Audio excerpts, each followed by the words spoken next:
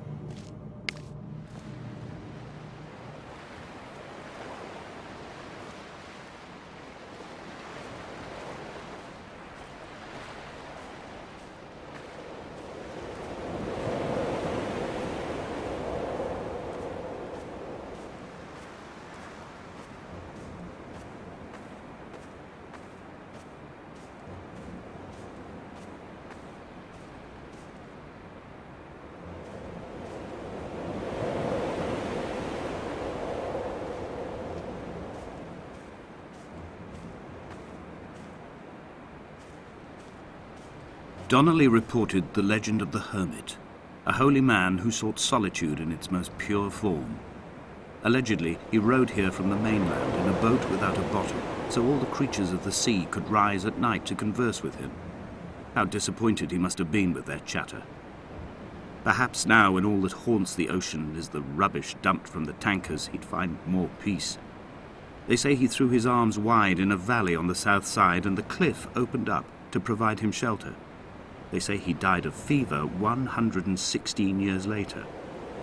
The shepherds left gifts for him at the mouth of the cave, but Donnelly records they never claimed to have seen him. I have visited the cave and I have left my gifts, but like them, I appear to be an unworthy subject of his solitude.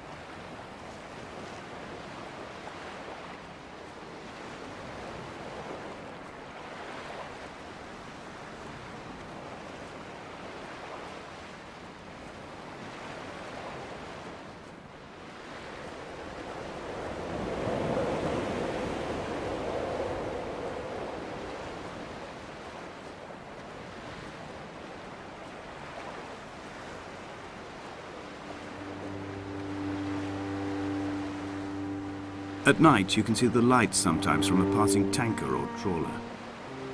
From up on the cliffs, they are mundane. But down here, they fugue into ambiguity. For instance, I cannot readily tell if they belong above or below the waves. The distinction now seems banal. Why not everything and all at once? There's nothing better to do here than indulge in contradictions whilst waiting for the fabric of life to unravel.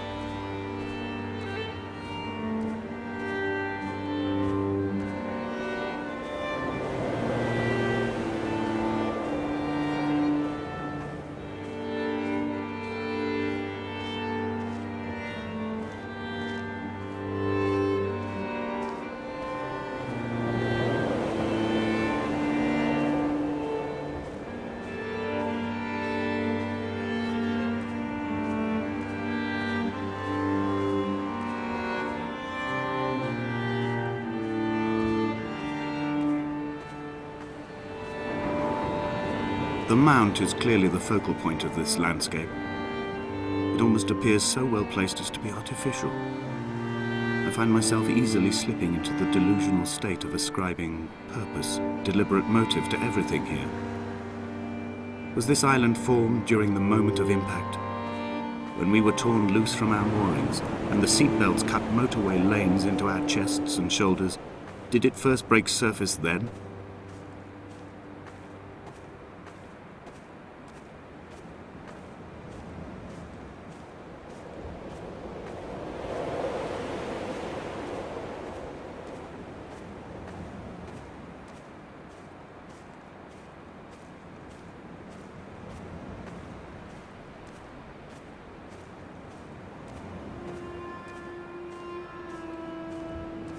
When someone had died or was dying, or was so ill they gave up what little hope they could sacrifice, they cut parallel lines into the cliff, exposing the white chalk beneath. You could see them from the mainland or the fishing boat, and know to send aid or impose a cordon of protection, and wait a generation until whatever pestilence stalked the cliff paths died along with its hosts. My lines are just for this. To keep any would-be rescuers at bay. The infection is not simply of the flesh.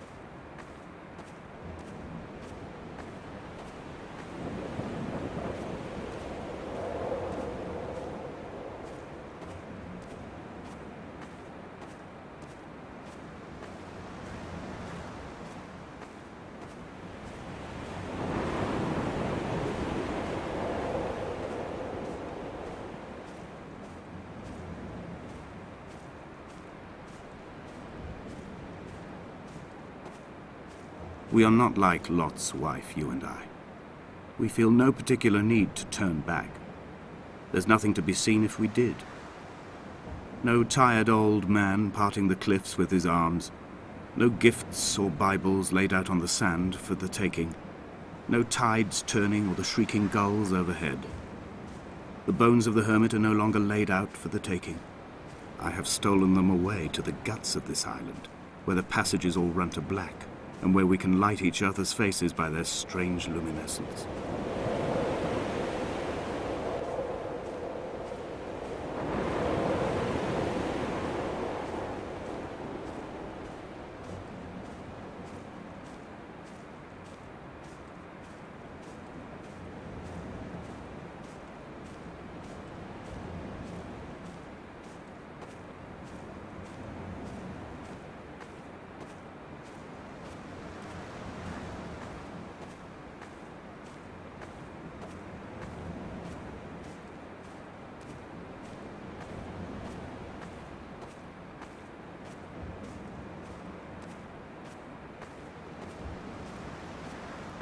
Dear Esther, I met Paul.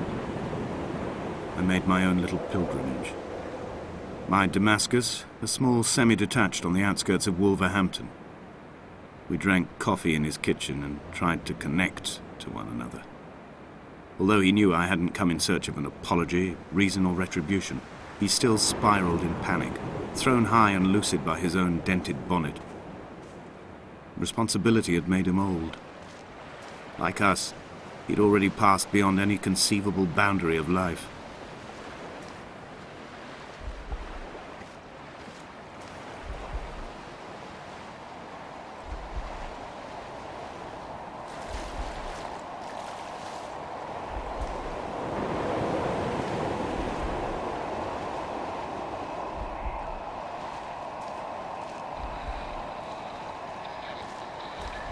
This hermit, this seer, this distant historian of bones and old bread, where did he vanish to?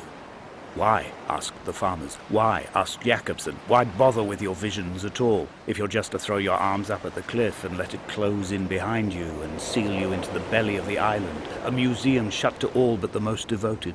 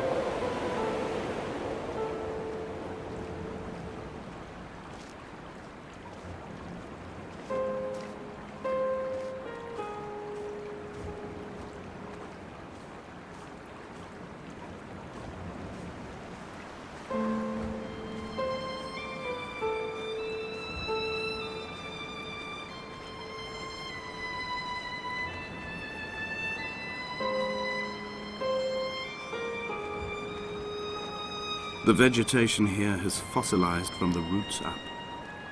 To think they once grazed animals here, the remnants of occupation being evidence to that. It is all sick to death. The water is too polluted for the fish, the sky is too thin for the birds, and the soil is cut with the bones of hermits and shepherds. I've heard it said that human ashes make great fertilizer, that we could sow a forest from all that is left of your hips and ribcage, with enough left over to thicken the air and repopulate the bay.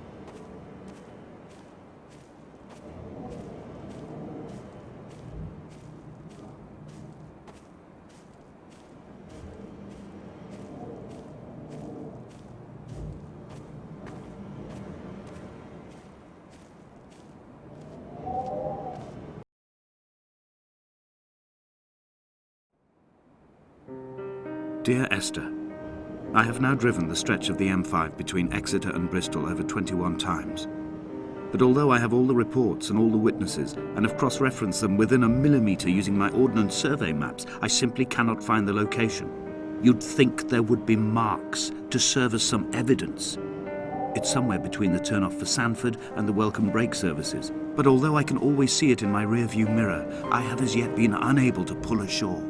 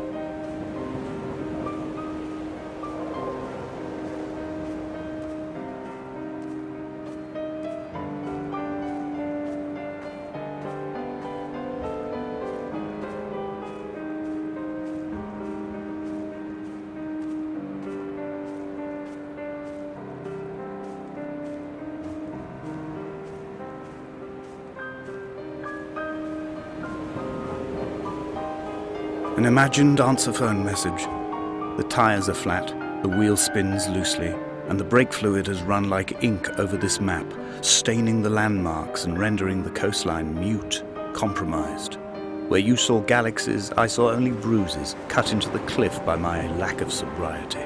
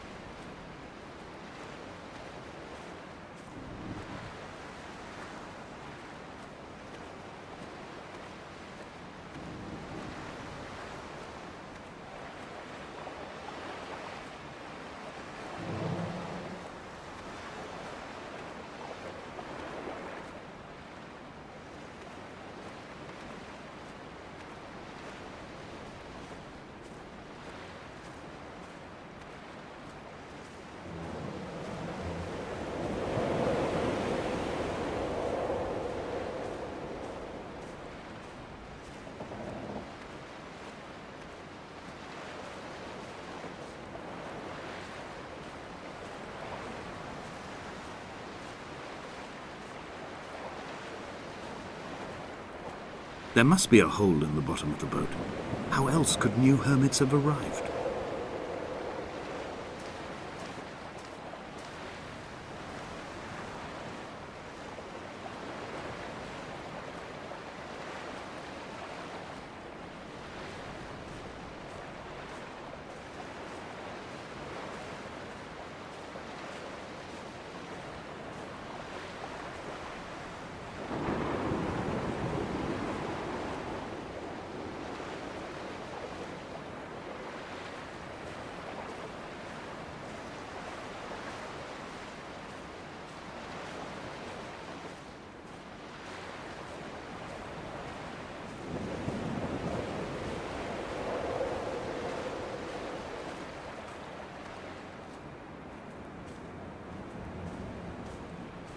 I had kidney stones, and you visited me in the hospital.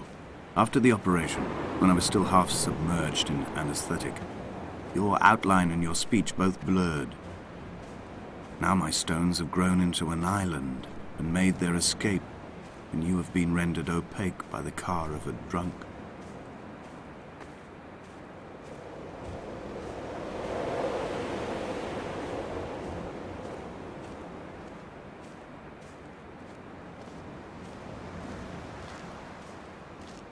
When I first looked into the shaft, I swear I felt the stones in my stomach shift in recognition.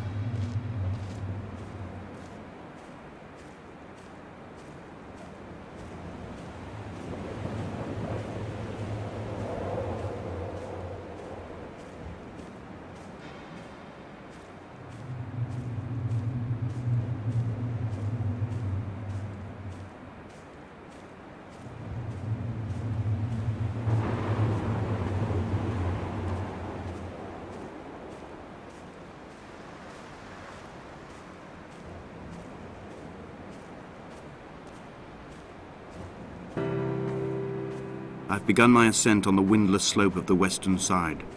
The setting sun was an inflamed eye squeezing shut against the light shone in by the doctors. My neck is aching through constantly craning my head up to track the light of the aerial. I must look downwards, follow the path under the island to a new beginning.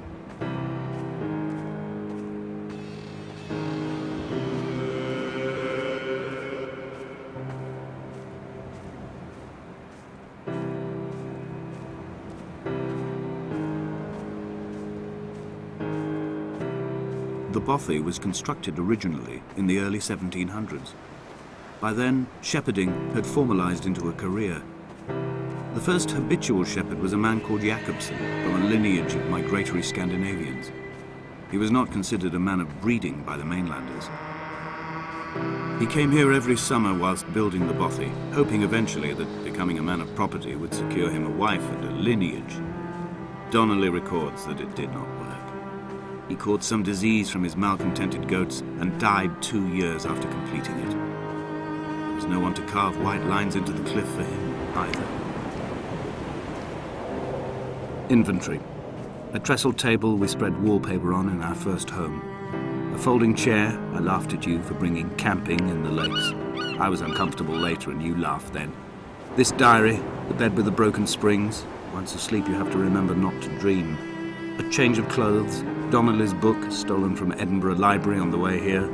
I will burn them all on the last morning and make an aerial of my own.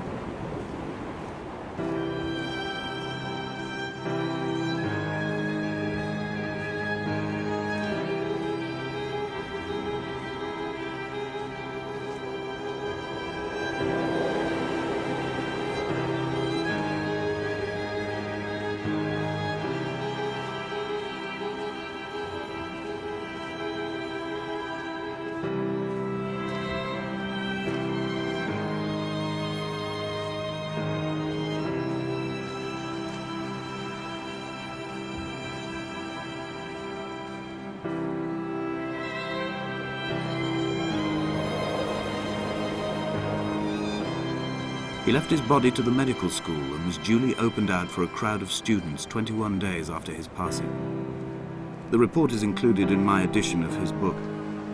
The syphilis had torn through his guts like a drunk driver, scrambling his organs like eggs on a plate. but enough definition remained for a cursory examination, and, as I suspected, they found clear evidence of kidney stones. He's likely to have spent the last years of his life in considerable pain. Perhaps this is the root of his laudanum habit. Although its use makes him an unreliable witness, I find myself increasingly drawn into his orbit. They found Jakobsen in early spring. The thaw had only just come.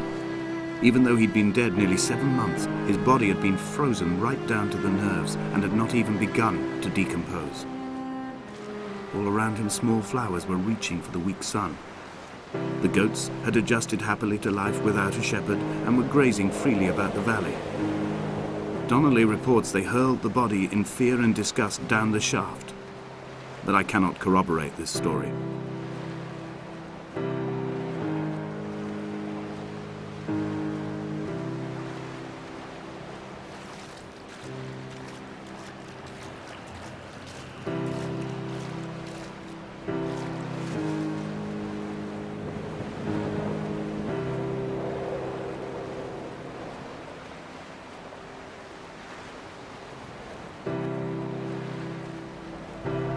Climbing down to the caves, I slipped and fell and have injured my leg.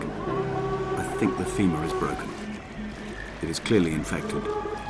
The skin has turned a bright, tight pink, and the pain is crashing in on waves, winter tides against my shoreline, drowning out the ache of my stones.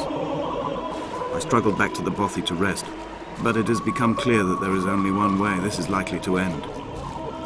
The medical supplies I looted from the trawler have suddenly found their purpose. They will keep me lucid for my final ascent.